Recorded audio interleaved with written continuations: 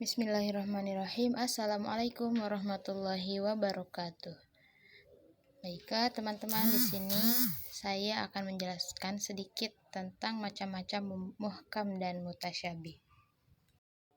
Yang mana muhkam sendiri merupakan ayat-ayat yang maknanya sudah jelas dan tidak samar lagi. Sedangkan mutasyabih yaitu ayat-ayat yang maknanya belum jelas sehingga memerlukan pentakwilan untuk mengetahui maksudnya. Muhkam dan mutasyabih masing-masing dapat dibagi ke dalam dua kategori, yaitu ada muhkam li dzatih dan muhkam li ghairi. Muhkam li dzatih yaitu muhkam yang semata-mata karena arti yang ditunjukinya itu tidak mungkin dapat dimansuhkan.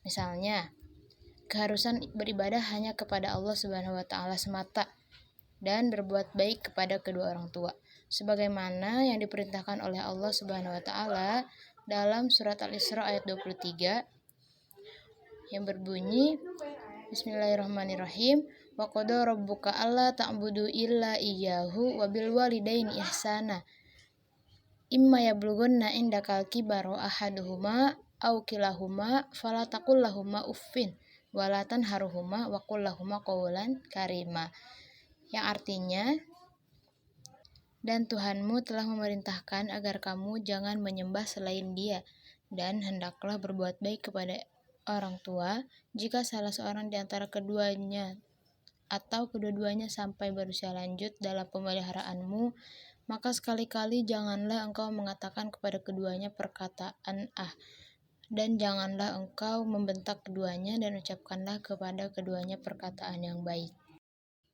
Adapun muhkam li ghairi adalah ayat-ayat yang belum dinasakh pada zaman Rasulullah, sebagaimana dikemukakan oleh Al-Badzawi dalam Kashful Asrar yang dikutip oleh Al-Aqs, yang tidak dinasakh sehingga terputusnya wahyu dan Nabi telah wafat, maka ini dinamakan muhkam li ghairi.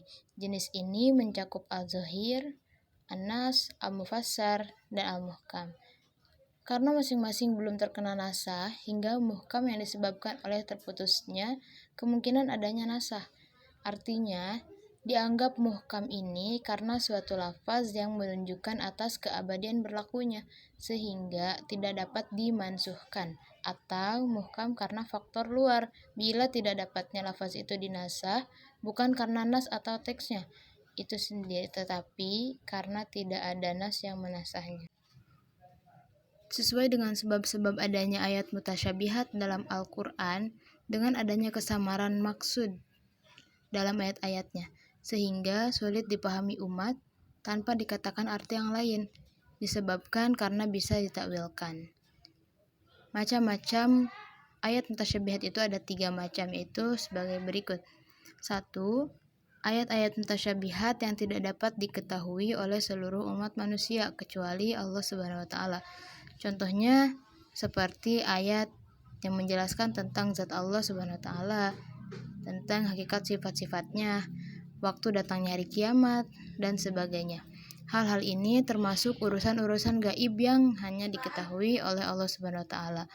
Seperti ayat 34 dalam surat Luqman, yaitu Innallaha indahu ilmus sa'ah wa yunazzilul ghaitsa wa ya'lamu ma fil arham wa ma tadri nafsun madza taksibu ghadan wa ma tadri nafsun bi ayyi ardin tamut, yang artinya sesungguhnya Allah hanya pada sisinya sajalah pengetahuan tentang hari kiamat, dan Dialah yang menurunkan hujan dan mengetahui apa yang ada dalam rahim, dan tiada seorang pun yang dapat mengetahui dengan pasti apa yang akan diusahakannya besok, dan tiada seorang pun yang dapat mengetahui di bumi mana dia akan mati.